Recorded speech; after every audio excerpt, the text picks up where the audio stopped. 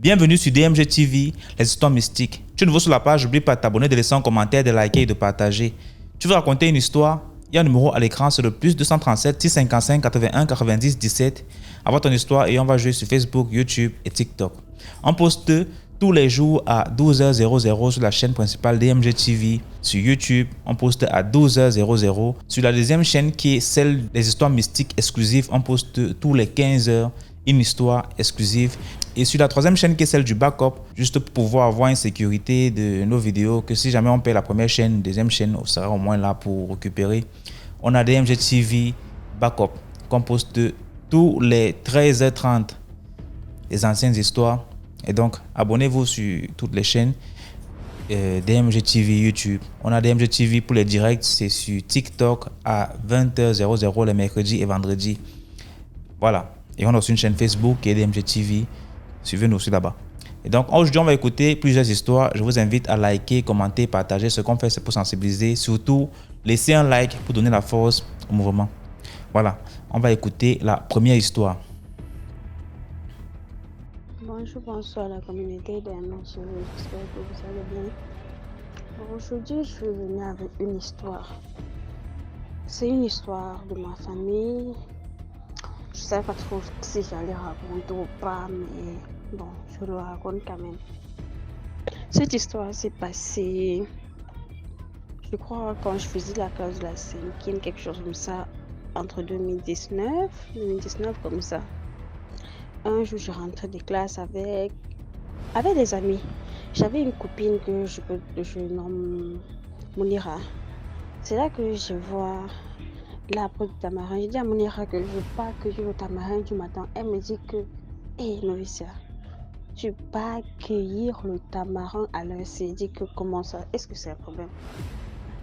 Parce que on dit sous les arbres de tamarin à 18h et à 12h, allons à 12h30 jusqu'à 13h, tu peux voyager là-bas parce qu'il y a des créatures mystiques qui n'apprécient pas parce que le tamarin, l'arbre du tamarin, c'est la maison.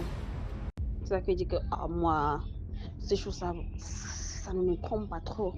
Je ne crois pas ça. Elle me dit, ok, faut partir alors. Moi, je ne veux pas t'attendre, je ne veux pas voir ce qui va se passer. Elle dit non, rien ne va se passer. C'était un vendredi. C'est alors là que j'avance, j'entends comme une voix qui me dit que là où tu pars là, et peur. C'est là que je rentre, mais dans ma tête, j'ai dit que le tamarin ne peut rien me faire. C'est là quand j'arrive à la maison, je suis couchée. Un de mes petits frères grand courant me dit que Audrey est couchée sous l'arbre du tamarin. Je dis que Audrey que je suis là du tamarin, comment? Je continue à voir la télé. C'est là que ma race me dit que l'enfant n'a pas l'habitude de dormir en journée, encore moins dehors. Même s'il est comment, parce que c'est on l'appelle marginal, parce qu'il marche trop. C'est pour ça alors que on part voir l'enfant. Hey, ce qu'on a vu des yeux. L'enfant a été projeté de l'arbre. Apparemment, il est arrivé sur l'arbre à 12h. Les esprits là étaient en train, je crois si c'est organisé, je crois le mariage, quelque chose comme ça. Et que l'enfant a vu, ils ont projeté l'enfant très loin, l'enfant est tombé. Le cou s'est tordu. On est arrivé, on a trouvé comme la mousse quoi dans sa bouche qui sortait. C'est alors là que on a appelé ma mère. Ma mère a appelé mon père. C'est alors là qu'ils ont vu, ils sont amenés l'enfant à l'hôpital. On a dit qu'on ne peut plus rien pour l'enfant. Ils ont commencé à pleurer. Moi, je me sentais coupable. Je suis allée à l'église.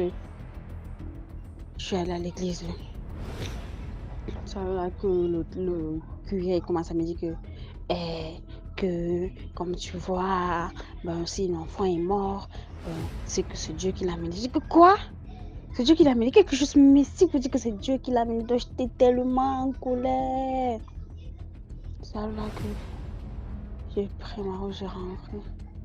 Nu-pied, je pleurais.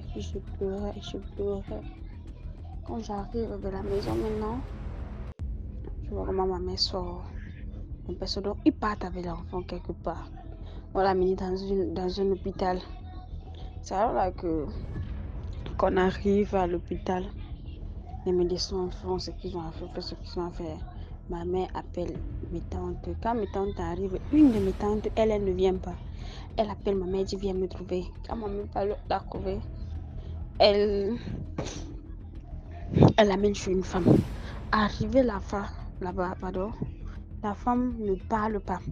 Elle entre. Elle compose des potions, des choses comme ça. Elle donne à ma mère.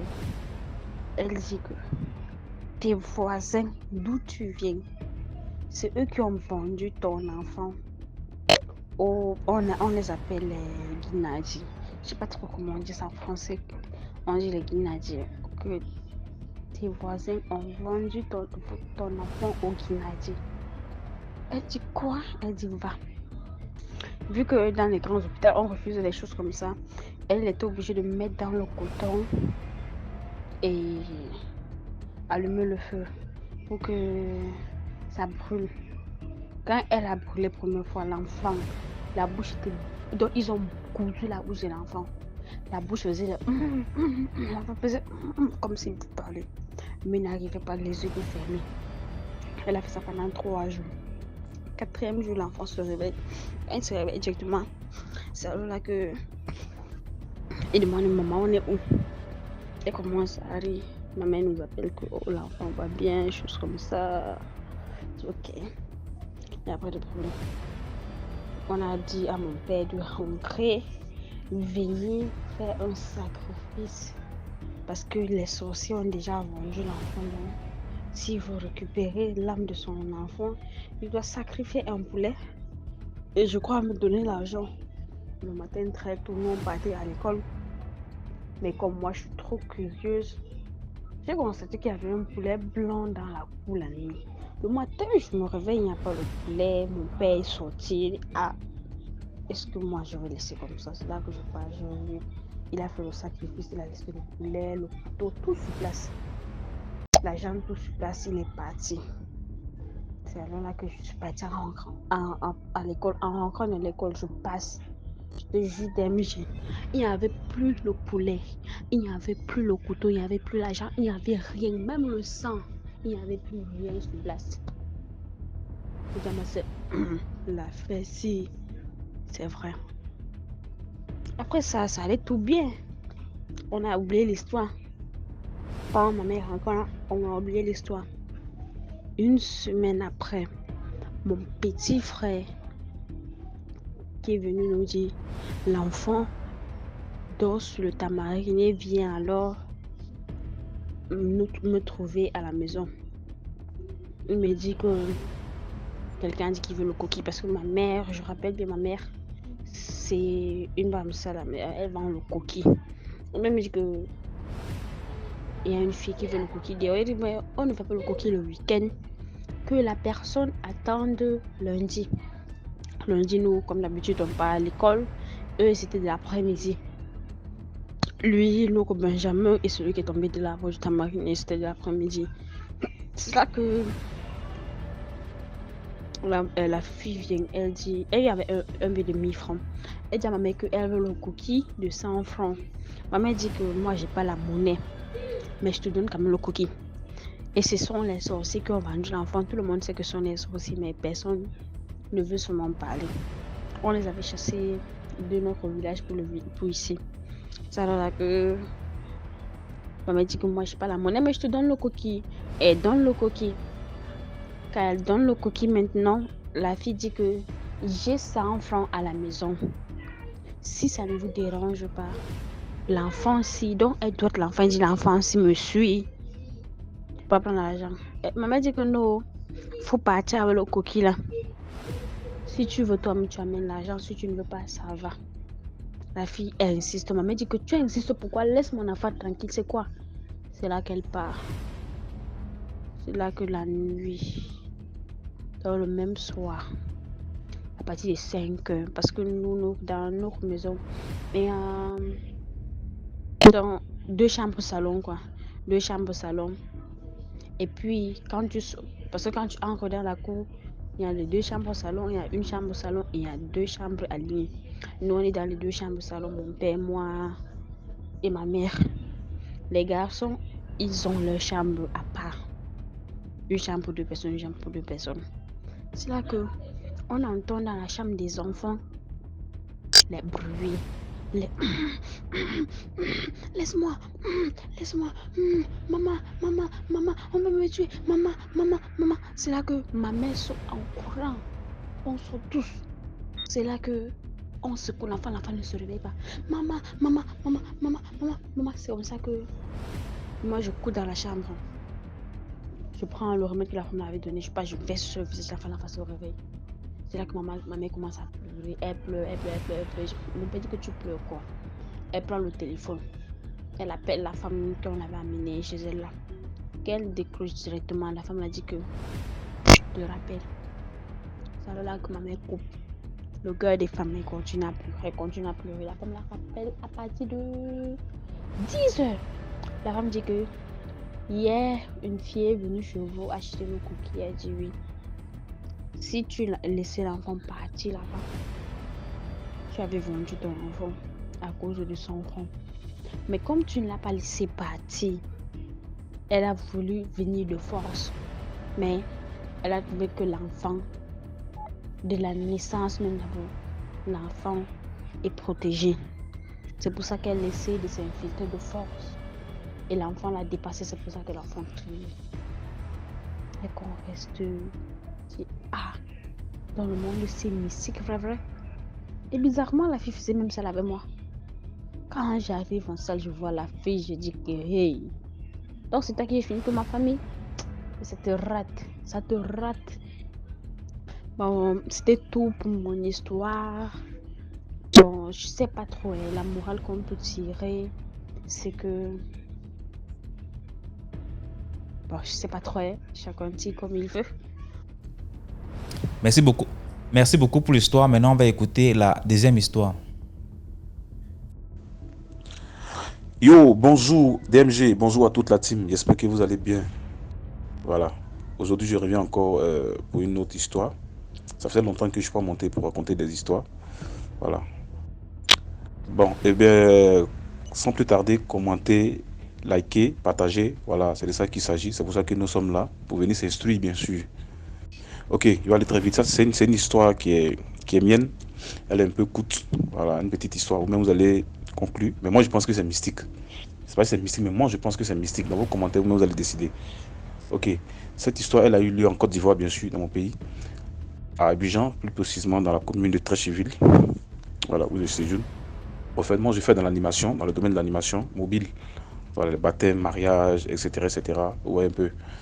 Voilà, en 2015, il y avait un événement de mariage traditionnel d'hôtes, voilà ce qu'on appelle d'hôtes, à animer, à Trécheville, bien sûr, il y a un secteur qu'on appelle Cité Douane. Voilà, pour ceux qui maîtrisent bien la commune de Trécheville, il y a un quartier qu'on appelle la Cité Douane. C'est une cité, mais en fait, voilà.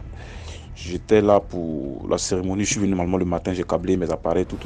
J'ai mis un peu un fond sonore, une musique en fond sonore là, religieuse. Voilà, bien sûr. Et au bout d'une heure de temps, il y a un doyen qui est venu, un tonton. Bon, il est venu se présenter en tant que, qu'on appelle ça, en tant qu'un oncle. Bon, il n'est plus trop souvenance, en tant qu'un oncle du marié ou de la mariée, entre les deux. Voilà, il est venu, il m'a présenté une carte mémoire. Il m'a demandé de sélectionner, en fait, de jouer tous les sons qui sont sur la carte mémoire. Donc, quand j'ai mis la carte mémoire, bon, normalement, c'était que les musiques traditionnelles, c'est-à-dire les musiques de chez eux, les musiques typiquement de l'ethnie. Il m'a dit de jouer typiquement que ça, de ne plus jouer autre chose à part ça. Je n'ai pas joué une autre musique, seulement les morceaux qui sont sur la carte mémoire. Voilà, les musiques de chez eux, bien sûr. Il a dit d'accord, pas de souci. Donc j'ai copié tous les sons sur l'ordinateur. Et puis j'ai fait une playlist. Voilà, donc pendant que ça jouait, quand les gars veulent parler, je diminue légèrement la musique. Voilà, ils font les cérémonies, tout, ils parlent. Il y a des trucs à annoncer. La musique, je diminue, on parle et tout. Ils ont fait les libations. Voilà, il faut rappeler que dans la cité, il y a un petit maquis restaurant qui est juste au moins à 30 mètres de là où il y a la bâche, où il y a la cérémonie. Donc, ils ont loué l'endroit en fait pour la réception. C'est-à-dire pour la nourriture, pour la boisson et tout. Donc, quand on finit la libation, la première partie de la cérémonie, ils ont demandé à ce que tout le monde aille là-bas, dans le restaurant, pour aller pour la réception, bien sûr. Voilà, donc du coup là-bas il n'y a pas de musique. C'était sous la bâche seulement qu'il y avait de la musique. Et moi j'ai pris, parce qu'il m'a dit donc de ne même pas user du micro, de ne même pas parler au micro, de ne rien faire. De juste mettre la musique qu'il m'a donnée. Il a dit d'accord. Bah, à un moment donné, j'ai vu que bon, l'ambiance était l'ambiance. Il y avait des gens qui donnaient de l'argent. Surtout le marié, les parents du marié donnaient un peu d'argent aux gens et tout, tout, tout.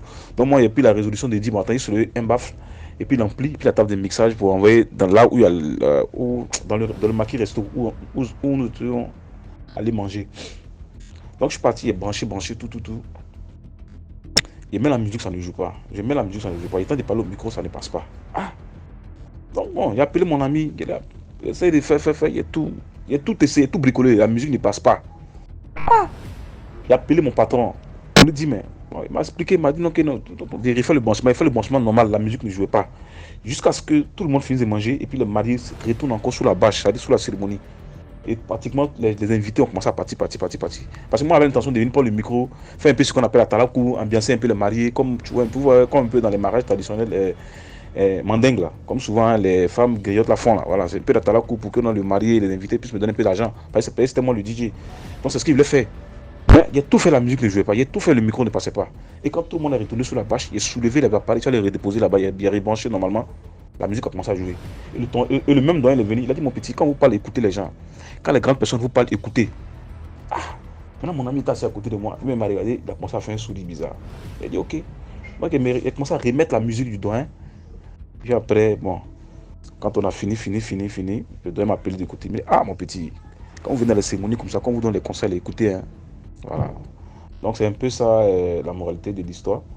La moralité, j'aurais dit que bon, quand vous partez dans les cérémonies, surtout quand vous partez à l'extérieur, dans d'autres endroits, prenez la peine d'écouter quand on vous parle. Voilà, quand vous arrivez quelque part, écoutez surtout les doyens. Voilà. Mais moi je pense que de toute façon ça passait pas là. C'était un peu spirituel, c'est pas normal de coder. Ils maîtrisent bien ma sonnerie, ils maîtrisent bien mes appareils. Comment se fait-il donc que non, ils mettent la musique normalement, tout est branché normalement, un seul baffle derrière l'ampli, ils branchent le câble là, sur la table de mixage ou à l'ampli, la musique ne sort pas. Même le micro ne passe pas. Ils débranchent tout, ils viennent normalement sur la bâche, ils branchent tout, la musique passe. Bon, bref, c'était ça ma petite histoire. En tout cas, en ensemble d'MG, je reviens encore avec d'autres histoires. Commentez, likez, partagez. En ensemble, big up. Depuis Babi, en ensemble. Merci beaucoup pour l'histoire. Maintenant, on va écouter la troisième histoire. Communauté DMG, bonjour. J'espère que vous allez bien. Moi, je vais bien par la grâce de Dieu. Aujourd'hui, je viens vous raconter une histoire qui m'a vraiment touché. Une histoire qui m'a laissé sans voix lorsqu'on me l'a racontée. C'est une amie à moi qui me l'a racontée et c'est elle d'ailleurs qui a vécu cette histoire-là. Et lorsqu'elle me l'a racontée, j'ai tout de suite pensé aux histoires mystiques de DMG et je me suis dit, je vais la partager afin que cette histoire serve de leçon à plusieurs femmes. Voilà. Les femmes n'ont pas dit que dans leurs histoires d'escroquer les hommes, elles sont champions. C'est dans ça que cette jeune fille, cette amie à moi là, a gagné son problème. Alors, on va l'appeler Naomi. Je vais donner un nom fictif pour cacher son identité. Naomi, c'est une jeune et belle femme qui aime la belle vie, qui aime tout ce qui brille, qui aime bien paraître, qui aime les belles choses, qui aime l'ambiance. Et c'est comme ça qu'un jour, comme tous les autres jours d'ailleurs, dans ses promenades, elle va faire la rencontre d'un Nigérian. Voilà. Et ce Nigérian, c'est un commerçant qui voyage souvent pour acheter sa marchandise un peu partout, au Bénin, à Dubaï, voilà. Et il vient revendre au Gabon. Comme il a un grand magasin au Gabon, d'après ce qu'elle m'a dit. Et c'est comme ça que, voilà, ils vont échanger de contacts, ils vont sympathiser au fil du temps, la relation va s'étendre et tout ça. Mais sans jamais qu'elle ne sorte avec lui. Donc, lui aussi, n'étant pas pressé, va tout faire pour transformer Naomi. Il va donner à Naomi tout ce qu'elle veut. Nouvelle sortie de téléphone, nouveaux vêtements, de l'argent. Elle ne manquait plus de rien. Même ses copines ses amies femmes étaient impressionnées par elle et tout le monde l'appréciait tellement elle brillait. Et c'est comme ça que, comme elle n'était pas une femme, comme elle n'est pas une femme sérieuse, voilà, elle n'était pas une femme sérieuse en ce temps-là, elle avait aussi quelqu'un, voilà, elle avait une autre relation avec une autre personne. C'est comme ça que toutes les fois que ce Nigérian-là voulait avoir des relations intimes avec elle. Elle inventait toujours des histoires. Non, je suis dans ma période. Non, voilà, j'ai un examen à passer. Non, voici. En tout cas, elle trouvait toujours une excuse pour ne pas, voilà, satisfaire cet homme-là. Et lui aussi, il ne forçait plus. Donc, vu que toutes les fois qu'il demandait, elle trouvait toujours des excuses. Donc, il continuait toujours à chaque fois de donner son argent, continuer de bien l'entretenir. Et chemin faisant, c'est comme ça que Naomi, un jour, elle va faire ses papiers avec cet autre homme qui était avec elle en relation. Elle va tout faire pour faire les papiers à Naomi, passeport et autres, parce que ce monsieur devait aller s'installer en France pour travailler. Donc, il a proposé à Naomi de voyager avec lui. Et Naomi, dans ses procédures et tout, elle n'avait rien informé aux Nigériens. C'est comme ça qu'un jour, elle va prendre le vol pour la France avec son autre homme en question. Et étant en France, le monsieur nigérian va insister à appeler. Il va appeler jusqu'à ce que, voilà, un jour, elle va décider d'envoyer un message au Nigérian pour dire: écoute, arrête de m'appeler maintenant parce que je ne suis plus au Gabon, je suis maintenant en France, donc je suis avec mon homme. Donc il faut arrêter de me déranger, ne m'appelle plus. Voilà, je ne veux plus de cette relation, oublie-moi et efface mon numéro. Elle dit, d'après ce qu'elle m'a dit, elle me dit qu'après ce message, le Nigérian n'avait jamais répondu à ce message et il ne l'appelait plus. Mais bizarrement, elle me fait comprendre que, en étant en France, elle a commencé à vivre des situations compliquées qui s'enchaînaient et qui se suivaient. C'était compliqué pour elle. Tout ce qu'elle entreprenait échouait. Même d'autres hommes n'arrivaient plus à la courtiser. Elle avait des soucis avec l'homme qui l'avait emmenée jusqu'à ce que cet homme qui l'avait emmenée commençait à dormir parfois une semaine dehors. En tout cas, il se comportait déjà étrange avec elle, bizarrement avec elle. Donc c'était devenu compliqué pour Naomi, qui était en France. Jusqu'à ce qu'un jour, comme Dieu sait bien faire ces choses, elle va tomber sur une amie également en France, qui est gabonaise également. Alors, mais tiens, et tout, elle va sympathiser avec cette fille-là et tout ça. Mais cette fille c'était une chrétienne. Donc elle va expliquer un peu ses problèmes, ce qu'elle vit, ses situations. Et c'est comme ça, cette fille-là va lui dire: ah, non, mais comme il en est ainsi, moi je te propose qu'on aille voir mon pasteur. Comme ça, histoire d'aller consulter un peu la voix de Dieu, écouter ce qui se passe derrière cette situation, parce que ça n'a pas l'air normal. C'est comme ça que Naomi va accepter. Elle va programmer un jour avec son amie gabonaise en question. Elles vont se rendre chez le pasteur en question. Quand elles vont aller chez ce pasteur, le pasteur va les recevoir, il va parler avec elle, elle va se confier. Et c'est comme ça le pasteur va lui dire: mais ton problème ne vient pas de loin. Voilà ce que Dieu est en train de me montrer. Que tu as fait une rencontre à Libreville avec un monsieur nigérian. Voilà, il va expliquer tout. Il dit: mais c'est là où vient la source de ton problème. Parce que ce monsieur, il a gardé un de tes habits. Oui, un de tes habits. Parce que des fois, elle allait dormir là-bas, comme je disais, mais jamais qu'elle n'avait eu de relation intime avec lui. Donc il dit: il a gardé un de tes sous-vêtements lorsque tu étais allé dormir un jour chez lui. Et c'est à base de ce sous-vêtement qu'il est allé consulter nous ici au Gabon, on les appelle les féticheurs. Il allait consulter un voyant, un féticheur, afin de te compliquer la vie. Et c'est comme ça qu'elle a eu la révélation de son problème. Et avec le pasteur en question, elle a établi un programme de prière, des chaînes de prière et tout ça, jusqu'à ce que elle a commencé des choses normales ont commencé à réapparaître dans sa vie. Ce qui était compliqué ont commencé à se débloquer, et voilà un peu. Donc j'attire l'attention. Cette histoire, c'est vraiment une histoire vraiment qui vient attirer l'attention de certaines femmes. Lorsque un homme s'approche de vous et dans le but de vouloir d'une amitié avec vous, si vous n'êtes pas d'accord avec ça, mieux refuser directement. N'acceptez pas les présents de cette personne et en retour ne pas lui donner ce qu'il veut. C'est très dangereux de faire ça.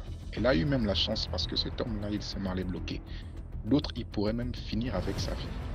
Donc faites très attention, les femmes, attention. Lorsque vous ne voulez pas d'un homme, ne prenez pas ce qui lui appartient. Et apprenez à dire non. Merci, c'est cette histoire que je voulais partager avec vous aujourd'hui. Que Dieu vous bénisse, partageons, abonnons-nous et likons la page afin que l'algorithme de YouTube puisse la référencier à plusieurs personnes. Bonne journée chez vous, salut. Merci beaucoup pour l'histoire. Maintenant, on va écouter la 4e histoire. Alors, bonsoir DMJ, j'espère que vous portez bien. Déjà, je félicite le travail que vous êtes en train de faire. Ça nous permet vraiment de parler de tout ce qui se passe dans le monde actuel. Alors, je suis une jeune Gabonaise. Mon histoire s'est passée à Libreville récemment. Il y a tellement d'histoires. Mais je veux d'abord commencer par celle qui s'est passée récemment. Prochainement, je vais raconter pour les autres. Alors, je disais, ça s'est passé ici à Libreville. C'est aussi un moyen de sensibiliser toute personne qui a une difficulté financière. Vraiment de faire très attention. Parce que le diable est dehors. Vraiment de faire très attention. Le diable est dehors. Et il tourne. Et le diable aime tourner autour des chrétiens. Alors, je faisais face à une pénurie financière. Donc j'avais des dettes. Vraiment, j'avais des dettes. Je me lamentais trop. Je pleurais. J'étais dépassée. J'étais devenue l'ombre de moi-même.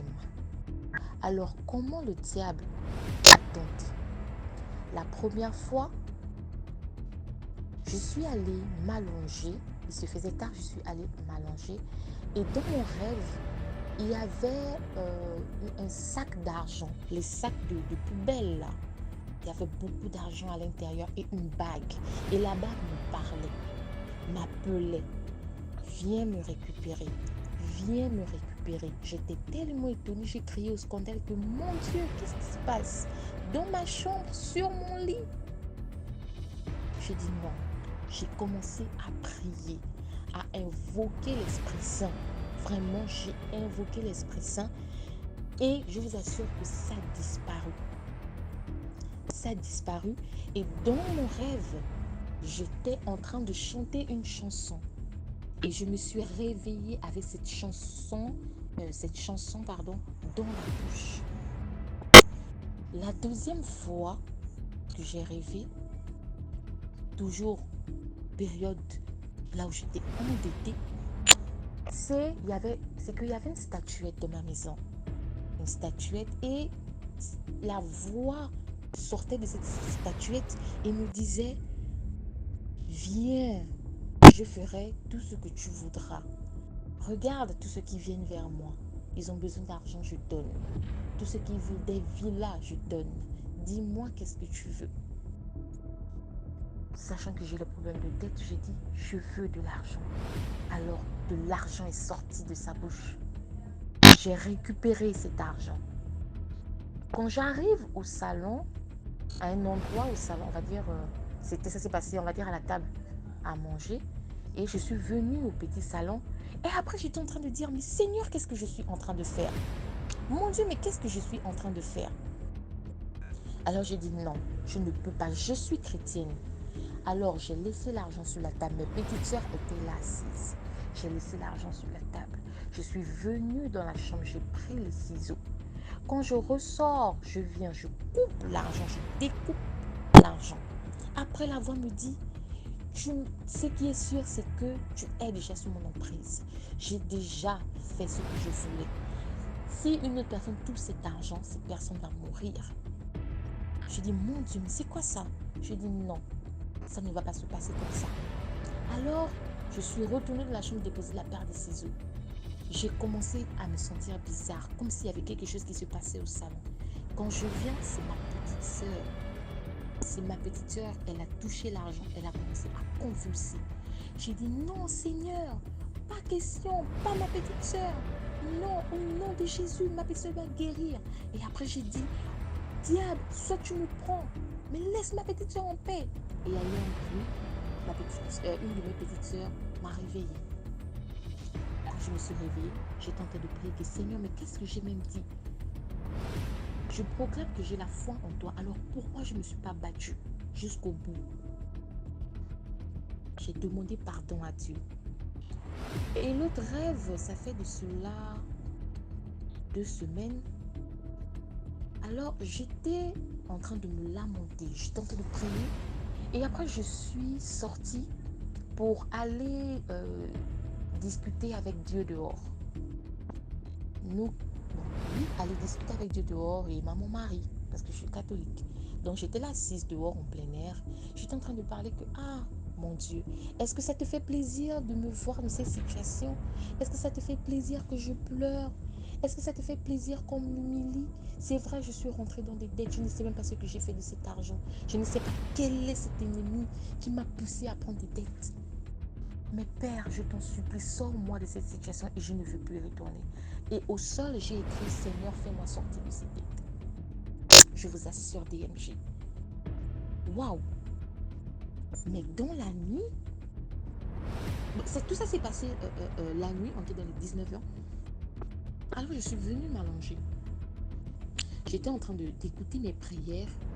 Et après, je me suis endormie. Et dans mon rêve, je suis sortie de la maison. J'ai laissé la chaise là où j'étais comme hier. Ça n'a pas bougé. Et j'ai vu de l'argent là où j'ai écrit le mot à Dieu. Je me suis dit, oh mon Dieu, tu m'as répondu, merci. Alors je suis partie, j'ai récupéré l'argent. Mais quand je voulais me retourner, partir, il y avait une force. Cette force-là, je ne sais pas comment je peux l'expliquer, mais une force, une puissance qui m'a retenu, qui me bloquait. J'ai dit, mais ça c'est quoi? J'ai dit, Seigneur, après ça m'a lâché. Donc j'ai couru dans la maison avec l'argent. Dès que je suis arrivée à mon couloir pour aller dans la chambre, c'était même force qui m'a compris. J'ai dit, mais c'est comment? Après la voix, cette personne m'a dit, quand je regardais derrière, il n'y avait rien. Il n'y avait rien, je vous assure, il n'y avait rien. Et après cette force m'a dit que donc tu as pris ce que tu voulais prendre et tu veux partir comme ça. Aussitôt je me suis réveillée, j'ai commencé à prier. Vraiment, j'ai commencé à prier. C'est pour sensibiliser que peu importe le problème auquel tu peux faire face, arrête de te lamenter. Confie tout à Dieu. Lui seul est capable de te faire sortir de la situation auquel tu t'es mis. Et le diable est dehors, il est dehors, que il te tente. À tout bout de champ, il va te tenter. Et le diable aime bien embêter les chrétiens pour voir aussi si nous avons réellement la foi en ce Dieu que nous servons. Donc à toute la famille chrétienne ou païenne, frères et sœurs, les jeunes de mon âge, faisons très attention. Et le diable tente, quand tu as le problème d'argent, s'il te voit que tu es trop pensif, il va te mettre les bâtons dans les roues. Il va faire même le possible que tu rentres dans le rouge. Et ceux qui rentrent dans ce genre de choses, ce sont des personnes qui n'ont pas de foi. Peut-être ces personnes croyaient en Dieu et ils étaient dans des situations précaires et ils ont demandé l'appel de Dieu comme réconfort, un miracle. Mais comme on dit, Dieu fait les choses en son temps et en son heure. Peut-être qu'ils ne voulaient pas patienter et ils sont rentrés dans les mauvaises choses. Vraiment, évitons ça. C'est une mauvaise vie. Je vous assure que vous les voyez dehors là, ils ne dorment pas la nuit. La nuit, sont des esclaves. En la journée, tu vas venir envier une personne, tu ne peux pas imaginer ce que cette personne fait la nuit. Pendant que toi, tu es en train de dormir, cette personne en train de tuer peut-être ton frère. Voilà. Donc, faisons très attention. Alors, c'était juste une petite partie de mon histoire. Et il y en a d'autres que je vais raconter prochainement si Dieu le veut. Merci encore. Merci beaucoup pour l'histoire. Maintenant, on va écouter la 5e histoire. Coucou, bonjour la famille, bonjour DMG. DMG, l'histoire que je vais te raconter ce matin, c'est l'histoire que... En tout cas, c'est une histoire que j'ai vécue, mais je l'ai vécue à moitié. Vous allez comprendre pourquoi je dis que je l'ai vécue à moitié. C'est-à-dire, c'est l'histoire d'une collègue, on travaillait ensemble dans le temps. Et on était ensemble. Et ma collègue là, elle était de l'ethnie baoulé. Et elle vivait avec un monsieur de même ethnie qu'elle, c'est-à-dire un baoulé. Et dans le temps, le monsieur, il vivait encore en famille. Et il faut dire que les relations où tu es avec ton homme et l'homme encore en famille, vraiment, c'est un peu compliqué. Hein? Les belles-sœurs sont là, les beaux-frères sont là. En tout cas, les petites histoires ne finissent pas. Voilà, les petites histoires ne finissent pas. En tout cas, ces relations-là, vraiment, à 50%, ça réussit. Sinon, souvent, il y a trop de difficultés dedans. Il y a trop de difficultés, trop de complications dedans. Parce que tu es en contact direct avec la belle famille. Voilà, donc souvent, il y a un peu de complications dedans. Et donc, elle dit qu'elle vivait avec le monsieur en famille. Mais les problèmes ne finissaient pas. Et finalement, ils se sont séparés. Mais ils avaient eu 2 enfants. Un garçon et une fille. Ils ont eu 2 enfants. Et donc, comme ça, le monsieur n'empêchait pas ma soeur là d'aller voir ses enfants. Ma collègue là, elle partait voir ses enfants quand elle veut. Et un temps après, le monsieur, par la grâce de Dieu, il est parti en Europe. Quand il est allé en Europe, et ma camarade, elle partait quand même voir les enfants. En tout cas, elle s'occupait des enfants comme elle peut. Parce que le père aussi, quand il est parti en Europe, bon, Dieu merci, ça commençait à marcher pour lui. Souvent, il envoyait de l'argent pour la famille, il envoyait de l'argent pour les enfants. Et quand il allait en Europe, il a laissé les enfants avec sa grande sœur, puisqu'ils avaient perdu leur père et leur mère. Donc, c'est la grande sœur qui était restée comme la maman à la maison.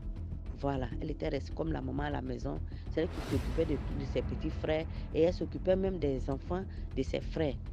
Et donc, le frère, il était en Europe, les enfants étaient avec la grande sœur. Et souvent, il envoyait de l'argent pour la famille, pour les enfants, tout et tout. Et tout marchait bien. Et comme ça, ma camarade m'a dit que le père de ses enfants dit que si son fils là a eu le bac, qu'il allait le rejoindre en Europe pour terminer ses études. Et vraiment, ma copine, elle priait pour ça. Et Dieu merci, son fils aussi était très sage, il était intelligent à l'école. Et Dieu merci, et le moment du bac arrivé, l'enfant a eu le bac. Et un jour, j'étais là, elle m'appelle, Mariam, viens, ton fils a eu le bac. En tout cas, je suis allée là-bas, on allait le féliciter. Félicitations. On était tous contents et je suis rentrée chez moi. Quelque temps après, un jour encore, je suis là. Elle crie au téléphone, Mariam, viens, Mariam au secours, Mariam. J'ai dit, mais qu'est-ce qui se passe? Elle me dit, mon fils est devenu fou. J'ai dit, tu dis quoi? Ton fils qui a eu le bac là. Elle me dit, mon fils est devenu fou. J'ai dit, mais il a eu quoi? Elle me dit, on dit qu'il a fumé cigarette. J'ai dit, quelle cigarette? Elle me dit, grand frère de cigarette là. On dit, il a fumé ça. Que vraiment, il ne va pas bien. Mariam, mon fils ne va pas bien. Mariam, je suis foutu. Donc me voilà. Dieu merci, ce jour-là, je ne suis pas allée au travail. J'ai couru, je suis allée là-bas. Et je suis allée, l'enfant était agité. Mais il y a quelque chose que j'ai remarqué, que l'enfant, il se jetait seulement, il frappait sa tante là, la grande soeur de son papa là. L'enfant se jette sur la dame là, il tire ses mèches, il déchire ses habits, on l'attrape, il se débat. Oh mais j'ai dit, mais c'est quelle histoire ça là? Mais cette dame-là n'est pas la seule ici. Pourquoi c'est elle seulement le petit la frappe? L'enfant le frappe. Comme il était tellement agité, on était obligé de ligoter l'enfant pour pouvoir le maîtriser. On l'a ligoté. Donc, quand on l'a ligoté, c'est là on pouvait le maîtriser. Donc, il était ligoté, il pleurait. Sa maman pleurait, même nous tous on pleurait, on était à côté, on pleurait. Hé, Seigneur, ça c'est qu'elle a fait ça là. Donc, dans la panique, on était tous paniqués. Ma copine me dit, ma soeur, je suis foutue. J'ai dit, non, ne dis pas ça. On va trouver une solution. Dieu est grand. On va trouver une solution. Dieu va nous aider, on va trouver une solution. Et donc, on était là comme ça. Et c'est là que j'ai appelé une de mes nièces, parce qu'elle aussi, elle avait accompagné quelqu'un, une malade quelque part, dans un camp de prière là. Donc, je l'ai appelée pour lui parler de ça. C'est là qu'elle m'a donné le numéro de téléphone de l'homme de Dieu. Elle m'a indiqué l'endroit, tout et tout. Parce que le camp de prière se trouvait sur la route de Dabou. Sur la route de Dabou. Donc, comme ça, on a pris l'enfant. On est allé dans le camp de prière. Je suis allé les déposer. J'ai accompagné ma collègue. Je les ai déposés avec son enfant là-bas. Et donc, c'est là qu'ils ont dit à la mère qu'elle va devoir gêner à la place de son fils. Elle dit, il n'y a pas de problème. Bon, moi, je les ai laissés là-bas et je suis revenue à Abidjan, puisque je devais le lendemain aller au travail. Parce qu'elle, à cause de son fils, elle a pu avoir une permission. Mais moi, je ne pouvais pas avoir de permission. Donc, je les ai laissés et je suis venue à Abidjan. Et de temps en temps, on s'appelait, elle me dit non, que ça allait, tout ça. Et l'enfant est guéri, tout et tout. Et ils sont rentrés à Abidjan. Rentrés à Abidjan, ma camarade maintenant va me faire le compte rendu de ce qui s'est passé dans le camp de prière. Et elle me dit, les hommes de Dieu, en tout cas les serviteurs de Dieu qui étaient là-bas, vraiment, ils avaient la grâce de Dieu sur eux, qu'ils ont prié. Ils ont prié. Elle dit, un jour, ils sont restés en train de prier sur son enfant. Que l'enfant est tombé en train de commencer à manifester. Il a commencé à manifester. Et pendant qu'il manifestait, il y a une dame qui parlait à travers l'enfant. Une dame. Et c'était quelle dame? Et c'était la voix de qui? La voix de la tante du petit garçon. La tante du jeune homme, c'est-à-dire la grande sœur de son papa. C'est elle, sa voix qu'on entendait à travers l'enfant, qui disait que pourquoi, comment moi qui suis ta grande sœur, tu sais que nous, les Baoulés, on est matriarcat. Et au lieu de, tu dis, tu vas prendre ton fils, que ton fils a eu le bac, tu vas le prendre pour l'envoyer en Europe. Pourquoi tu ne prends pas moi, mon fils, pour envoyer en Europe? Et puis, c'est ton enfant que tu vas prendre pour envoyer en Europe. Tu sais que chez nous, les matriarcats, là, le frère doit d'abord s'occuper des enfants de la sœur, avant de s'occuper de lui-même, ses propres enfants. Et tu laisses moi mes enfants, tu dis tu vas prendre ton enfant pour avoir en Europe. En tout cas, tant que je suis là, ça ne va pas se faire. En tout cas, ça va pas se passer devant moi. Donc, en gros, ça veut dire que c'est la tante qui a envoûté l'enfant. Parce que l'enfant a eu le bac, il doit rejoindre son père en Europe. C'est la tante qui a envoûté l'enfant. Et par la grâce de Dieu, ils ont prié pour l'enfant. Prié pour l'enfant. Prié pour l'enfant. Et l'enfant a été délivré. L'enfant a été délivré. Quand il a été délivré, ils sont revenus à Abidjan. Et c'est là qu'ils ont appelé le père pour lui expliquer. Le père a dit l'enfant n'a qu'à rester avec sa mère en attendant que lui vienne pour qu'ils vont commencer à faire les papiers. Et donc, ça pour dire quoi? Il faut dire qu'en Côte d'Ivoire ici, le groupe Akan, il y a une tribu ici qu'on appelle le groupe Akan. Le groupe Akan est composé de plusieurs sous-groupes, c'est-à-dire plusieurs ethnies.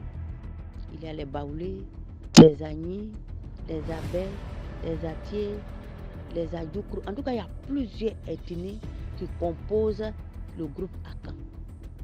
Et donc, le groupe Akan, ils sont matriarcats. Voilà, ils sont matriarcats. Comme quoi, quand le frère meurt, c'est les enfants de la sœur qui héritent. Vous voyez?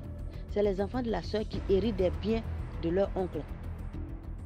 Et donc, la maman, la grande sœur, elle a mal pris du fait que son petit frère a décidé de prendre lui-même son enfant pour avoir en Europe et il n'a pas pris elle son enfant pour partir en Europe. Moi, je connais une famille comme ça. C'était des amis.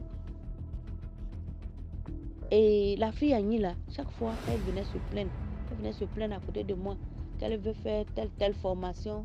Elle veut aller dans telle école. Son père ne veut pas payer sa scolarité. Son père préfère payer la scolarité de ses neveux, de ses nièces, que de s'occuper d'elle, sa scolarité, parce que son père dit que c'est ses neveux qui doivent bénéficier de lui, ses biens. Donc, il délaissait sa fille au détriment de ses neveux et de ses nièces. Donc, c'est comme ça. C'est comme ça leur coutume matriarcale, c'est comme ça ils procèdent ici. C'est comme ça ils procèdent. Et donc, c'est sur cette coutume matriarcale-là, la tante là s'est basée pour envoûter son neveu qui devait rejoindre son père en Europe. Vous voyez. Donc maintenant, l'enfant, quand il s'est retrouvé, il est bien guéri, il est devenu lucide. Il a expliqué à sa maman qu'un jour, il est sorti, il était allé se balader avec ses amis. Et quand il est rentré, sa tante lui a donné de la nourriture. Quand sa tante lui a donné de la nourriture, quand il mangeait, c'est comme s'il y avait le sable dedans. Mais comme il avait tellement faim, il a continué de manger jusqu'à a fini le plat. C'est après avoir mangé la nourriture qu'il a commencé à se sentir mal, qu'il a commencé à être agité. Et donc, c'est comme ça s'est passé et l'enfant est guéri. Et Dieu merci, l'enfant finalement, il a rejoint son père en Europe et aujourd'hui, il est là-bas en train de continuer ses études. Et vraiment, c'est comme ça, cette histoire de matriarcat là s'est passée. Et Dieu merci. Vraiment, l'enfant s'est retrouvé et j'ai béni le Seigneur. Merci beaucoup pour l'histoire. Maintenant, on va écouter la 6e histoire. Bonjour DMGTV, bonjour à la famille DMGTV. Salutations respectueuses à toute la famille, à nos initiés, Monsieur l'homme de l'ombre, tonton Alex, la grande, notre panthère, la princesse Zé, la panthère, sagesse de Paul. Qui d'autres? Ils sont tellement nombreux. Parole de Dieu, Mami Wata, Magistrat Linda, ils sont tellement nombreux. Salutations à tous. Vraiment, nous vous apprécions énormément, nous qui sommes dans l'ombre. Donc, DMGTV, l'histoire que je viens raconter ici, c'est en fait l'histoire d'une de nos sœurs kenyanes qui raconte comment est-ce qu'elle a découvert le jour de l'enterrement de sa grande sœur que cette dernière était une sorcière. Alors, qu'est-ce qui se passe? Ah, justement, DMG, tu me permets, je vais te faire un big up, franchement. J'ai aimé la façon dont tu as répondu à quelqu'un qui venait signaler en commentaire que l'histoire qui a été racontée là avait été déjà racontée sur une autre page et tout ça. Donc, la famille, s'il vous plaît, nous sommes ici pas seulement pour grandir spirituellement, mais aussi émotionnellement et intellectuellement, je vous assure. Donc, s'il vous plaît, une histoire racontée en lingala, par exemple, sur une page congolaise. Voulez-vous nous dire que la famille du Congo, les frères, les sœurs là-bas ne doivent pas la traduire en français? Venez nous la raconter. Voulez-vous dire qu'une histoire racontée au Cameroun qui peut servir au monde entier ne doit pas être racontée? Parce que nos frères du Sénégal, du Togo et tout ça, est-ce qu'ils connaissent l'histoire? Donc, s'il vous plaît, changeons un peu. Ok, donc la famille... Cette dame, elle venait d'enterrer sa sœur. Elle arrive à la maison, toute la famille est là. On sert le brunch et tout ça.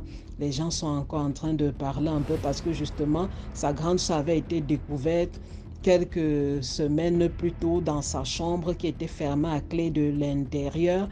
Sa grande sœur avait été découverte, tabassée et elle avait les griffures de félin sur elle, selon ce que l'autopsie avait déclaré. Et il n'avait vraiment pas compris. Et ce qui avait aussi étonné, c'était le fait que la police, au cours de ces enquêtes, avait pris les enregistrements du CCTV et en regardant, ils se sont rendus compte que cette nuit-là, il y avait eu beaucoup d'activités de chats noirs dans la concession. On voyait les chats noirs marcher dans la cour, sur les murs et tout ça. Et quand la police demande aux gardiens, aux femmes de service, mais attends, où sont les chats noirs? Vous avez les chats? Ils disent que non, on n'en a pas. Il y avait seulement un chat noir ici. Il restait dans la chambre de madame, mais depuis là, on ne le trouve pas. Donc voilà maintenant que la jeune dame avait toutes ces questions dans la tête là. Elle arrive à la maison, elle s'isole dans sa chambre. Une des femmes de service l'approche et demande à parler avec elle. Elle dit alors, madame, en fait, un jour, votre sœur attendait quelqu'un, m'avait dit à l'arrivée de la personne de rapidement l'en informer. Alors, quand la personne est arrivée, je suis allée à la porte de sa chambre, j'ai cogné, elle ne répondait pas. J'ai alors légèrement ouvert la porte, croyant que peut-être qu'elle était dans les toilettes et tout ça. J'ai appelé, elle ne répondait toujours pas. Bon, je suis partie. Mais plus tard, je me suis rendu compte que c'est comme si quelque chose avait changé dans la chambre parce que la porte de sa garde-robe était ouverte et j'ai vu qu'une armoire avait été déplacée. La petite sœur, alors, avec tout ce qui se passait déjà, les questions qu'il y avait déjà, elle part avec la femme de service dans la chambre de sa grande sœur. Et justement, DMG, dans la maison, il y avait toujours une règle, personne n'entrait dans la chambre de la grande sœur sans son autorisation. La femme de service ne nettoyait même pas la chambre de la grande sœur en son absence. Elle était là, elle disait nettoie là, maintenant sors, je vais faire le reste. C'était comme ça qu'elle faisait. Bon, elle s'était dit qu'elle aimait elle aimait sa vie privée et tout ça, mais bon, elles avaient laissé. Elles arrivent maintenant dans la chambre, elles ouvrent la porte du garde-robe. La garde-robe, une belle pièce bien éclairée, les chaussures rangées, les sacs et tout ça.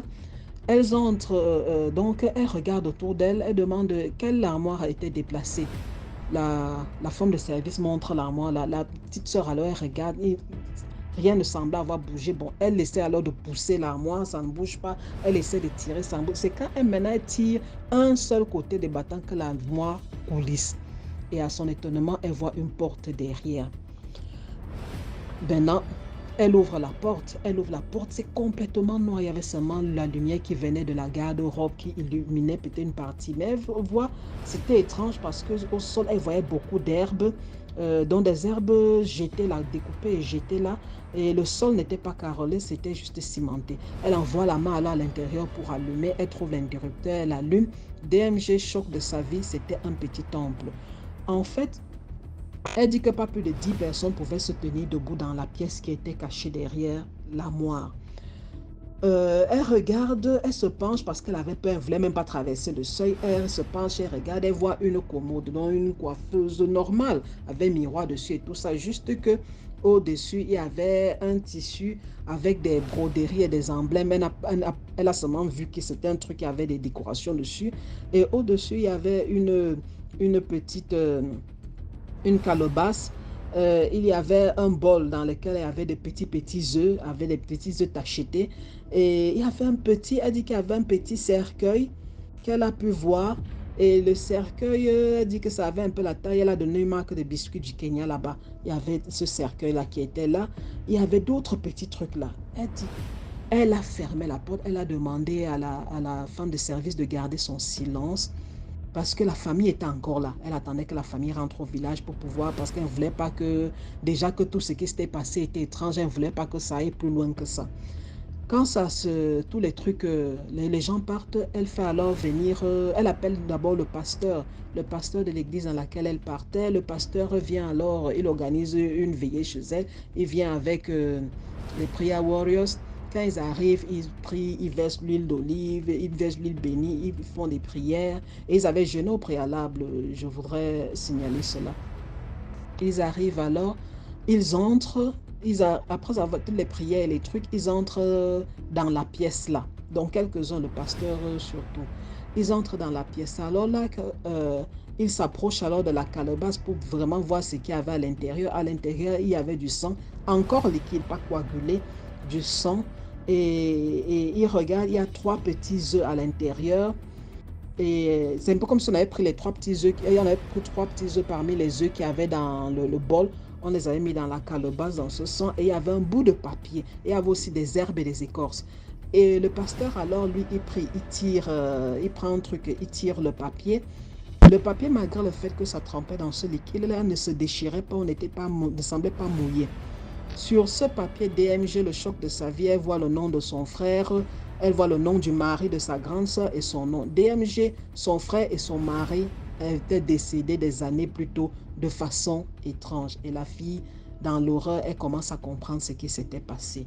Le frère, elle était à la faculté, sa grande sœur l'ayant inscrit en fac de comptabilité parce qu'elle adorait les finances. Le frère était en agronomie, la petite qui raconte, elle était en comptabilité. On l'appelle d'urgence disant que son frère va mal. Elle arrive à la maison. Qu'est-ce qu'elle trouve? Elle trouve le cadavre de son frère. Demandant aux gens qui étaient là ce qui s'est passé, ils disent ils ont entendu le frère crier. Le temps d'arriver dans la chambre, on l'a trouvé, il agonisait et il était seulement en train de murmurer elle m'étrangle, elle m'étrangle, elle m'étrangle. Il avait les mains sur son cou comme s'il essayait d'attraper la main de quelqu'un pour dégager de son cou. Et à cette période-là, la fille, alors, elle se rappelle que sa grande sœur était à cette période-là au Togo où elle allait chercher les marchandises. Parce que sa grande sœur, c'est comme ça qu'elle avait commencé avec les chaussures kenyanes, les sandales kenyanes, aller vendre dans les zones touristiques les bijoux, les sacs.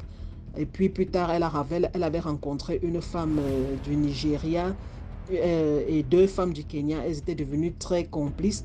Et ces femmes-là l'avaient alors introduit. Apparemment, elles faisaient la ligne du Togo. Elles allaient chercher de beaux trucs là-bas, bijoux et tout ça, africains, et venaient les vendre au Kenya.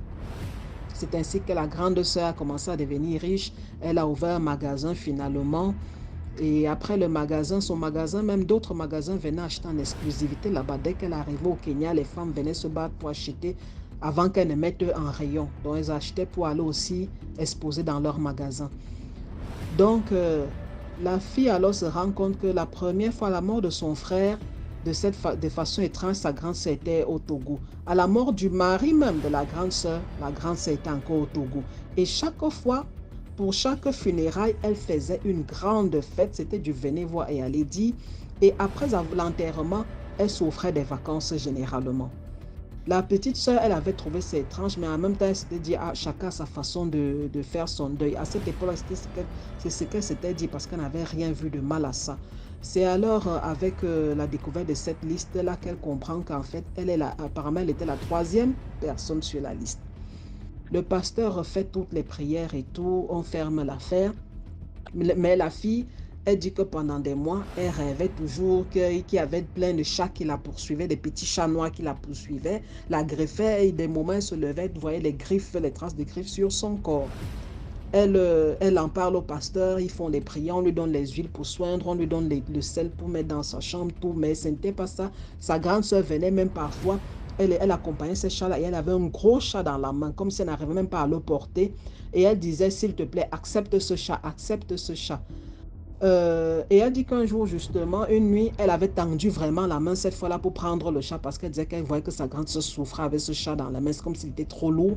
Elle a tendu la main pour aider sa grande soeur. Le téléphone l'a alors réveillée. Elle se réveille, c'est le pasteur qui dit que il avait mis dans un groupe de prière et les autres membres étaient déjà connectés. Elle dit, lève-toi et tu pries. Elle dit qu'il était dans les 2h30. Elle s'est levée, elle a prié. À la fin, alors, le pasteur lui explique qu'il avait, depuis quelque temps, il rêvait qu'on voulait l'introduire à une secte. C'est ce qui a permis qu'elle comprenne alors son rêve, qu'en fait sa grande sœur venait lui passer le bâton de commandement. Comprenant que ça n'allait pas, que ce n'était pas seulement par la prière qu'elle allait pouvoir s'en sortir, elle en a parlé, elle s'est alors approchée d'un oncle maternel qui l'a alors emmené voir un tradit praticien. Le tradit praticien lui a dit que ta grande sœur t'a mise dans la liste et t'avait déjà vendu. Ce n'est pas seulement avec les prières, oui, tu vas appuyer avec les prières, mais il faut qu'on fasse physiquement quelque chose et spirituellement de façon traditionnelle. Alors ils sont allés sur la tombe de la grande sœur, ils ont ouvert. DMG, le corps de la grande sœur elle dit que c'était comme si la grande sœur venait de sortir de la morgue. Le monsieur a cassé la cage thoracique de la grande sœur, il a sorti le corps, il a fait des rituels, il a brûlé, il a pris les cendres, il a dit qu'il allait aller continuer les rituels ailleurs, mais que la fille était libérée. Et effectivement, elle dit que à partir de ce jour-là, elle n'a plus fait de rêve, elle n'a plus rien fait. Donc maintenant, elle envoyait son histoire, elle disait vraiment que elle n'avait pas vu venir ça, Elle disait aux gens que franchement, ne restez pas, ne dormez pas, vous avez l'impression que tout va bien autour de vous, que tout va super bien. Non, restez toujours en alerte, pas de façon maladive, restez en alerte, priez tout le temps. Priez tout le temps. On ne sait pas d'où ça peut venir, priez tout le temps. Donc la famille, c'est à vous de commenter. Bye. Merci pour l'histoire. Voilà, c'est la fin de cette émission. J'espère que vous avez liké, commenté, partagé. Surtout, envoyez vos histoires au numéro à l'écran. C'est le +237 655 81 90 17. Et on va jouer ici sur YouTube. Passez une très bonne journée. Surtout, priez avant de dormir. Ciao.